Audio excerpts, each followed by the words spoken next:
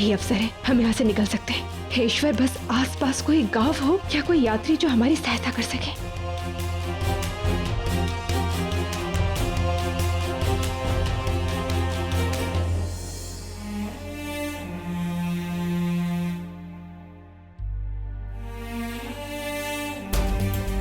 नदी के साथ साथ चलेंगे तो निकट ही कोई गांव, कोई खेत अवश्य मिल जाएगा।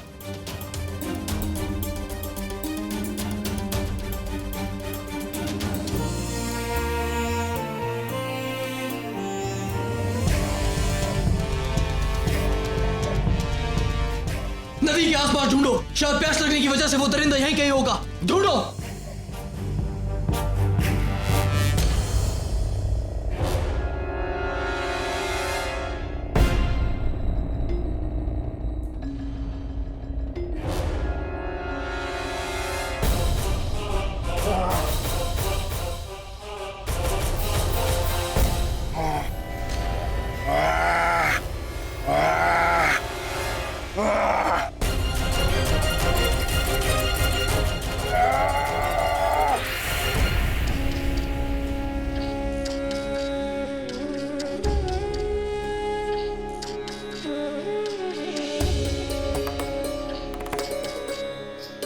नदी के इस किनारे कोई गांव नहीं, कदाचित दूसरी ओर हो।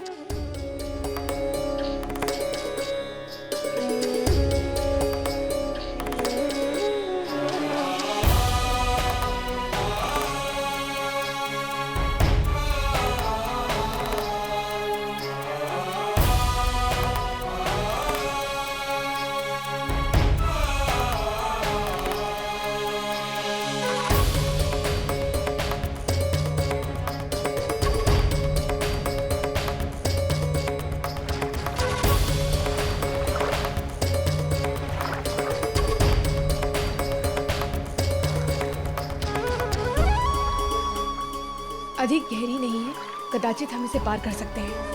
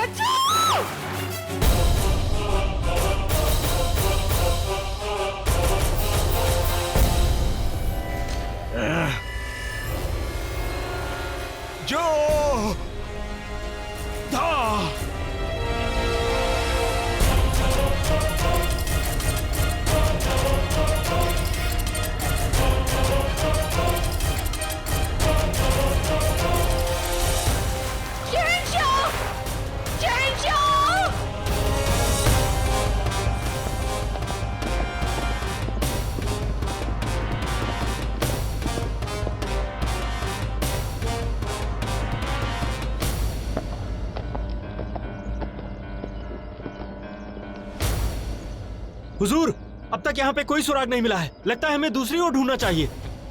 हमें लगता है जहां से इस नदी की शुरुआत हो रही है, हमें वहां से ढूंढना चाहिए। शायद वहां कोई सुराग मिले। आओ हमारे साथ।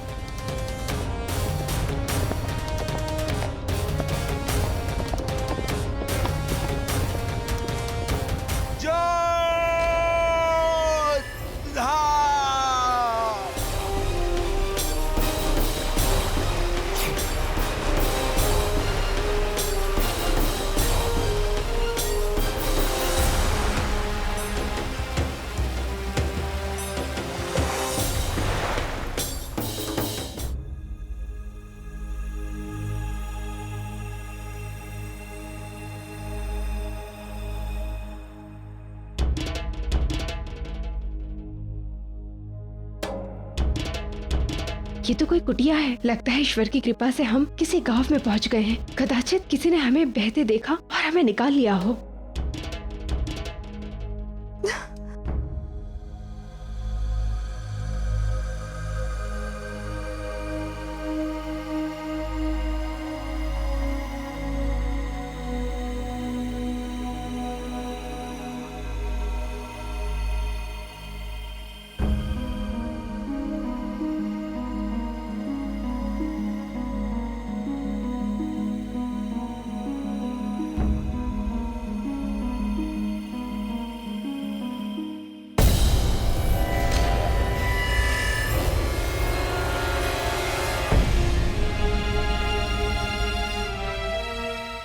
तुमने हमें नदी में से निकाला।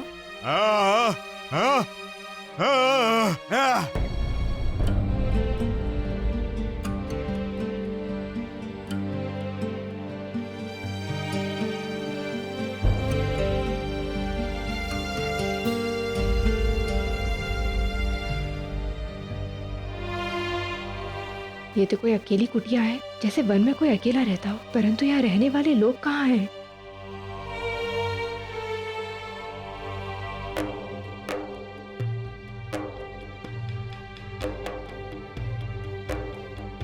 भोजन भी हद पका हुआ है, जैसे कि कोई बीच में ही छोड़ कर गया हो। हे ईश्वर, अवश्य तुमने उन्हें डरा धमकाकर भगाया होगा।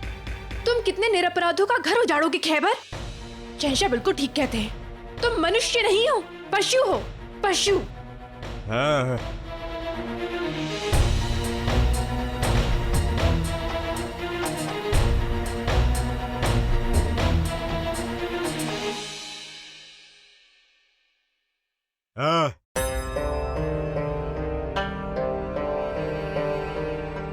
किसी और के वस्त्र बिना पूछे पहनना अपराध है। हमें कभी नहीं करते यदि हमारी कोख में संतान नहीं होती। हमें सर्दी लग गई तो उन पर दुष्प्रभाव पड़ेगा। हमें मुगल वंश को बचाना होगा।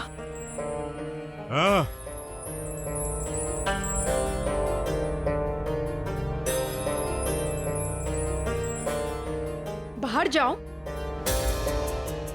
बाहर जाओ खैबर। हम तुम्हारे सामने वस्त्र नहीं बदल सकते, समझ आ रहा है तुम्हें? बाहर जाओ, बाहर।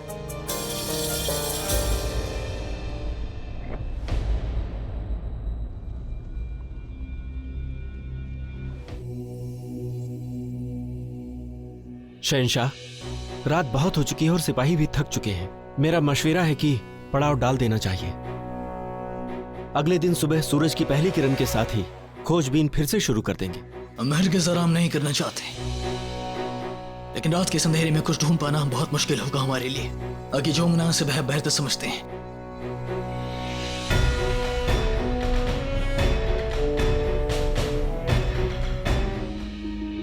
प्रणाम शहंशाह।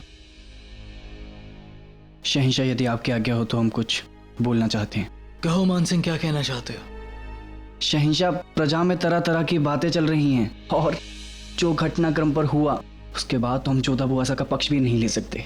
परंतु जोधा बुआसा दूसरों की सहायता के लिए हर सीमा पार कर जाती हैं, ये उनका स्वभाव है। इसी कारण आमेर में कई बार बापू सा और दादा सा उनसे रुष्ट हो जाया करते थे, परंतु उन्होंने दूसरों की सहायता करना नहीं छोड़ा। वे पीड़ा उठाती रहीं। शहंशाह में पूर्ण विश्वास है कि जिस खैबर की सहायता वे करने जा रही हैं, वो नहीं जानती थी कि वही खैबर उनका अपहरण कर लेगा। हम जानते हैं मान सिंह, लेकिन क्या आप ये जानते हैं कि कैदी को कैद खाने से भगाना गुनाह अजीम है? हमें समझ नहीं आ रहा है कि हम किसे कसूरवार समझे, उनकी जिद को या फिर उनकी रहमदिली को। आज उनकी इसी जिद की वजह से हमारे और जोधा बेगम के रिश्तों के बीच कड़वाहट पैदा हो चुकी है। खैर, हम आपकी बात भी याद रखेंगे।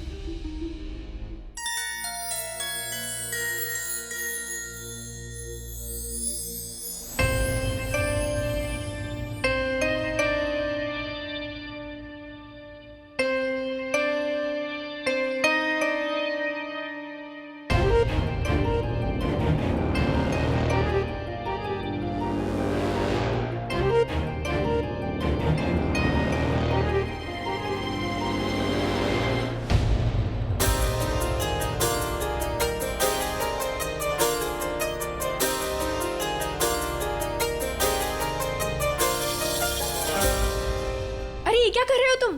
कच्चा क्यों खा रहे हो? इससे पेट में शूल हो जाता है। नहीं, छोड़ो। इस मूर्ख के कारण न जाने किन किन अपराधों का भागीदार बनना पड़ रहा है हमें।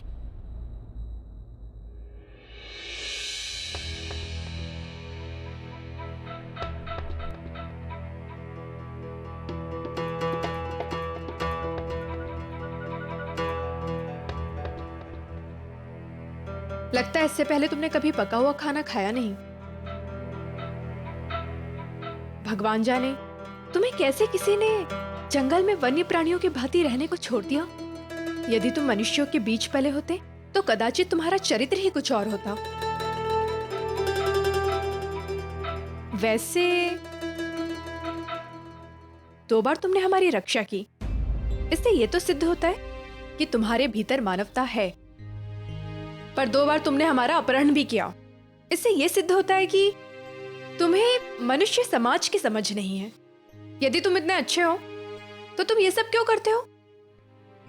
किसी को किसी के परिवार से दूर ले जाना अपराध होता है।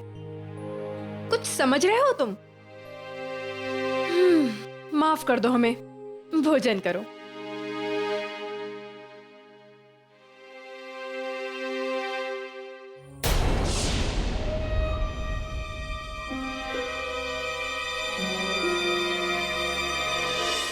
हमने देखा बड़ा सा दानव था, उसे देखा। ये शोर कैसा? शहंशाह, गांव वाले बता रहे हैं इन्होंने जोधा बुआसा और खैबर को साथ में देखा है। आओ कुछ करो।